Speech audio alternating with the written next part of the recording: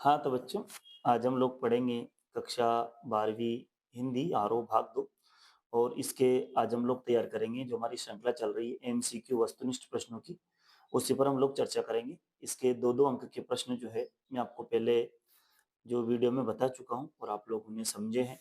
तो आज हम लोग पाठ 1 जो है हमारा पहला पाठ है, वो आत्म परिचय और इसके जो लेखक हैं हरिवंश राय बच्चन, तो इनकी 2 कविताएँ हमारे पाठ्यक्रम में। तो आज हम लोग इनके एमसीक्यू यानी वस्तुनिष्ठ प्रश्नों पर चर्चा करेंगे, ठीक है ना? और हम सभी जानते हैं 6 से 7 नंबर के एमसीक्यू आते हैं, तो 6 नंबर के आएँगे, 7 नंबर के आएँगे। तो है ना? इसमें 6 नंबर के आते हैं, 7 के नहीं आते, 6 नंबर के एमसीक्यू आएँगे। तो 6 नंबर के प्रश्नों को तैयार करने के लिए हमें छोटे-छोटे प्रश्नों पर ध्यान देना होगा। एक आत्म परिचय कविता, एक दूसरा दिन जल्दी-जल्दी ढलता है, ठीक है? तो इन्हीं 2 ही कविताओं के छोटे-छोटे प्रश्न देखेंगे हम लोग। तो चलते हैं हम लोग प्रश्नों की ओर, लेकिन उससे पहले आपको कहना चाहता हूँ मैं कि यदि आप चैनल पर नए हैं, तो एक बार इसको सब्सक्राइब कर लें और बेल आइकन को दबाएँगे तो आपको विषय से संबंधित नई-नई वीडियो मिलती रहेगी और अपने और मित्रों तक भी इसको पहुँचाएँ तो उनको भी इसका फ़ायदा मिलेगा, लाभ मिलेगा, ठीक है? और मैं आपको एक बार और वो बता देना चाहता हूँ कि परीक्षा की दृष्टि से जो प्रश्न महत्वपूर्ण हैं, वही मैं आपके लिए रखता हूँ। अनर्गल प्रश्नों को आपके सामने नहीं रखता क्योंकि आपके पास समय का अभाव है, परीक्षा आने वाली है, बोर्ड परीक्षा नज़दीक है। तो मेरा मतलब ये है कि केवल वही प्रश्न हम तैयार करेंगे जो कि परीक्षा की दृष्टि से महत्वपूर्ण है, ठीक है? तो करते हैं हम प्रारंभ शुरुआत। हरिवंश राय बच्चन, पहले तो सबसे पहले देखेंगे कौन से बात के कवि हैं, तो हालावादी कवि हैं, ध्यान रखेंगे। अभ्यासोदय में कभी आता है, वस्तुनिष्ठ में तो हालावादी कवि हैं। इनका जन्म 1907 में हुआ और इलाहाबाद में हुआ। और मैं आपको बता दूं कि जो फिल्म अभिनेता अमिताभ बच्चन है, ये उनके पिताजी हैं, हरिवंश राय बच्चन, है ना? अभिषेक बच्चन जो हैं अभिनेता, उनके दादाजी, है ना? ये बात ध्यान रखेंगे। इसके बाद इनका 2 कविताएँ, पहले आत्म परिचय और दिन जल्दी-जल्दी ढलता है। तो सबसे पहले हम आत्म परिचय कविता से प्रारंभ करेंगे, ठीक है? प्रश्न नंबर 1 है, संसार के लोग पृथ्वी पर क्या जोड़ते हैं? तो संसार के लोग पृथ्वी पर अर्थ जोड़ते हैं, धन जोड़ते हैं, ठीक है? इस बात का ध्यान रखेंगे। इसके बाद प्रश्न नंबर 2 है, कवि कैसे संसार को ठुकराता है? कवि किस तरह के संसार को ठुकराता है? कवि वैभवशाली संसार को ठुकराता है। कौन सा संसार को? वैभवशाली संसार को ठुकराता है। इसके बाद है तीसरा, कवि उन्माद में क्या लिए फिरता है? कवि के मन में जो उन्माद है, उसमें क्या है ऐसा? उस उन्माद में अवसाद है। कवि के मन में एक अवसाद है, उन्माद में क्या लिए फिरता है वो? अवसाद लिए फिरता है। इसके बाद है फिर प्रश्न नंबर, तो ये देख लिया हमने तीसरा, कवि उन्माद में क्या लिए फिरता है? अवसाद। प्रश्न नंबर चौथा है, कवि के फूट पड़ने को समाज ने क्या कहा? जब कवि जैसे उसके मन में से शब्द फूटते हैं, तो समाज कहता है ये छंद बनाना, ये छंद बना रहे हैं, कविता बना रहे हैं। तो समाज ने क्या कहा? छंद बनाना। आत्म परिचय कविता में कवि का संदेश क्या है? आत्म परिचय कविता, इसमें कवि का संदेश क्या है? तो कवि का संदेश है मस्ती। ध्यान रखेंगे हम लोग, कैसा संदेश है कवि का? मस्ती। प्रश्न नंबर छठा है, कवि किसका भार लिए फिरता है? कवि किसका भार लिए फिरता है भाई? तो कवि जो है वो जगजीवन का भार लिए फिरता है। किसका भार लिए फिरता है? जगजीवन का भार लिए फिरता है, ठीक है? ये हम जब पूरी कविताएं पढ़ते हैं, तो मैं आपको इसकी व्याख्या पढ़ाते समय भी इन प्रश्नों को मैंने आपको तैयार किया था। आवश्यकता हुई तो एक बार और इसकी व्याख्या को तैयार करेंगे, है ना? तो फिलहाल तो समय के अभाव के वजह से हम लोग जैसी तैयारी कर रहे हैं, ये आपके लिए बहुत अच्छी है। तो एक-एक नंबर में ये आप समझते रहें। प्रश्न नंबर 7वां, कवि जीवन में क्या लिए फिरता है? कवि जीवन में प्यार लिए फिरता है। क्या फिरता है? प्यार। कवि जीवन में क्या लिए फिरता है? प्यार लिए फिरता है। प्रश्न नंबर 8वां है, कवि किस सुरा का पान करता है? कवि किस सुरा का पान करता है? तो कवि स्नेह सुरा का पान करता है। किसका? कवि स्नेह सुरा का पान करता है। किसका पान? स्नेह सुरा का पान करता है। कवि कैसा संसार लिए फिरता है? तो कवि सपनों का संसार लिए फिरता है। कवि कैसा संसार लिए फिरता है? कवि सपनों का संसार लिए फिरता है कि नहीं? प्रश्न नंबर 10वां है, कवि हृदय में क्या जलाकर दहा करता है? कवि हृदय में क्या जलाकर दहा करता है? तो कवि हृदय में अग्नि को जलाकर दहा करता है। क्या करता है? अग्नि को। क्या जलाता है हृदय में? अग्नि को जला करके दहा करता है, ठीक है?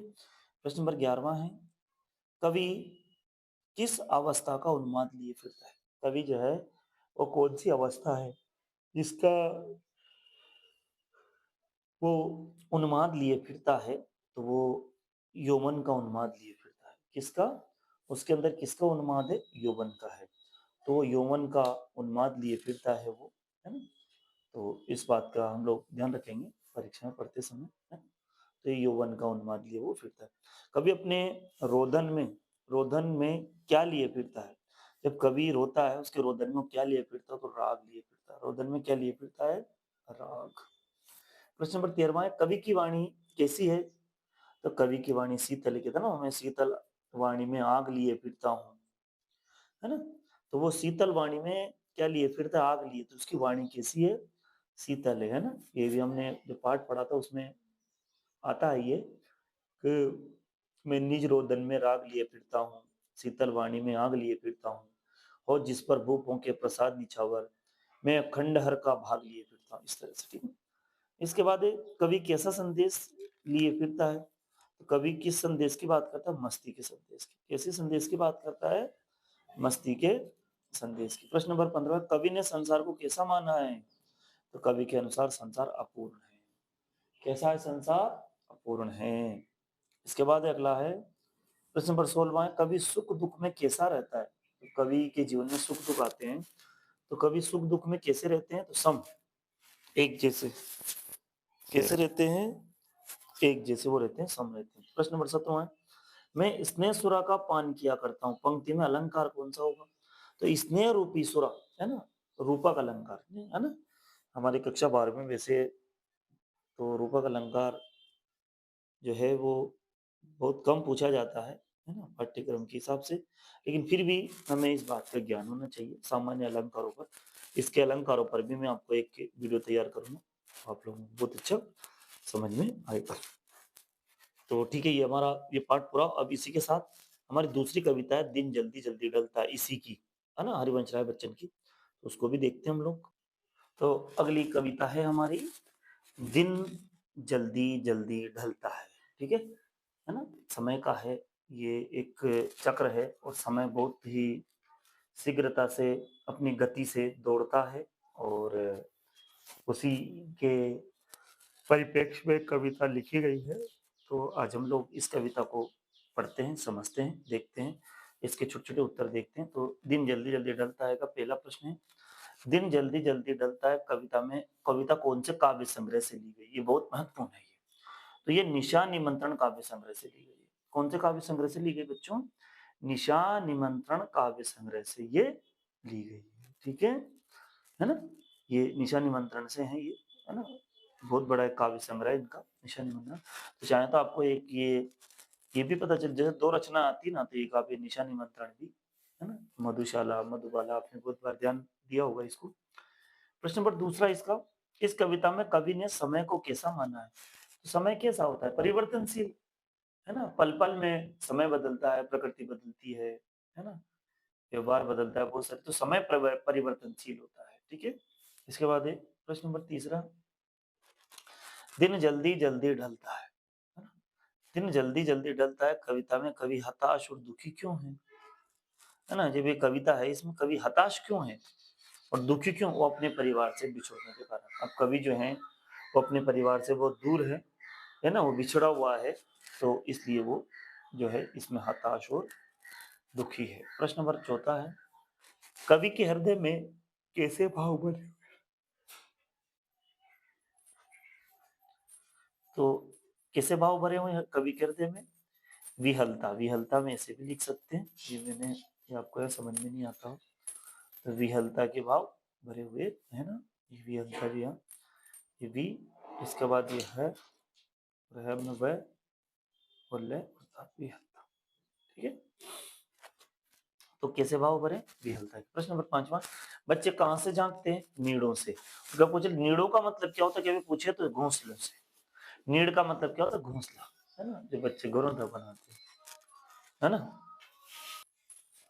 इसके बाद आगे, दिन जल्दी जल्दी ढलता है गीत में नीड़ों से, जो बच्चों को नीड़ों से झांक रहे हैं बच्चों का ध्यान, चिड़िया के परों में क्या बढ़ता है?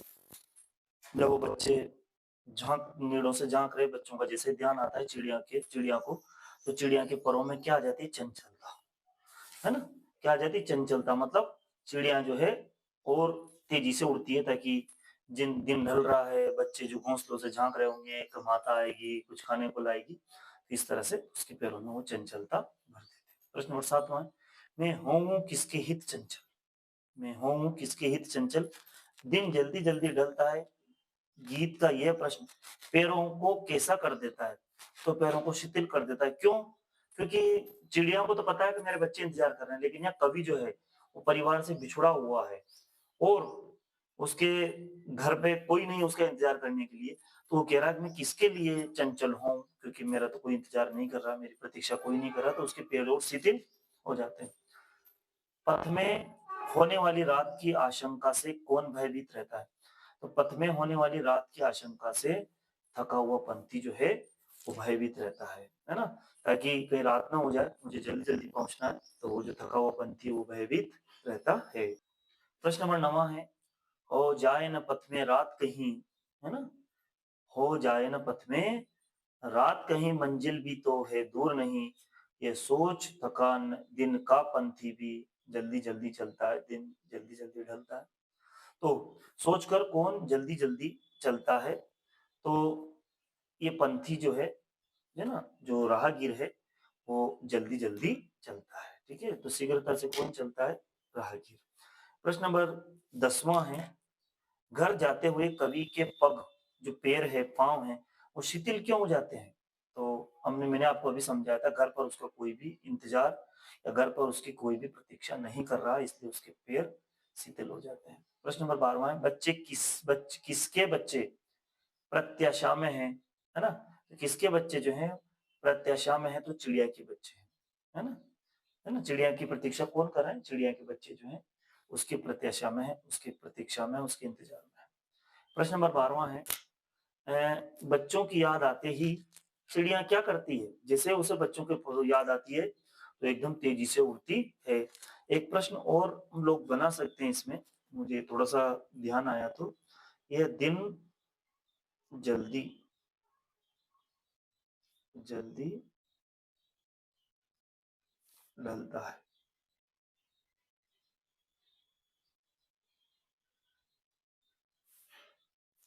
पंक्ति में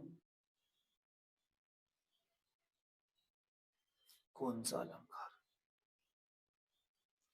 कौन-सा अलंकार है? तो इसमें कौन-सा अलंकार है? देखो जल्दी-जल्दी 2 बार आया, जब कोई शब्द 2 या 2 से अधिक बार आए और उसका अर्थ बदलेगा तो यमक अलंकार हो जाएगा। लेकिन अर्थ ना बदले तो फिर हो जाएगा ये पुनरुक्ति प्रकाश अलंकार। पुनरुक्ति प्रकाश अलंकार है इसका उत्तर उत्तर जो है, ठीक है? इस तरह से ये मैंने आपको ये प्रश्न जो है तैयार करवाए हैं और मैं नहीं चाहता आपका ज़्यादा समय व्यर्थ जाए, तो कम से कम समय में मैं आपको अधिक से अधिक देने का प्रयास कर रहा हूँ और मैं आशा करता हूँ कि आप लोग सभी चैनल पर जुड़े रहते होंगे, देखते होंगे। कम से कम आप अपने और मित्रों तक भी इसको पहुँचा सकते हैं चाहें तो, ताकि सभी को इसका फ़ायदा मिल सके। तो ये वीडियो देखने के लिए आपका बहुत-बहुत धन्यवाद। लगातार चैनल पर बने रहें। चलते हैं हम लोग अगले पार्ट की वीडियो पर और ये आप इसको और भी अपने दोस्तों तक पहुँचाएँ। आप सभी बच्चों का बहुत-बहुत धन्यवाद।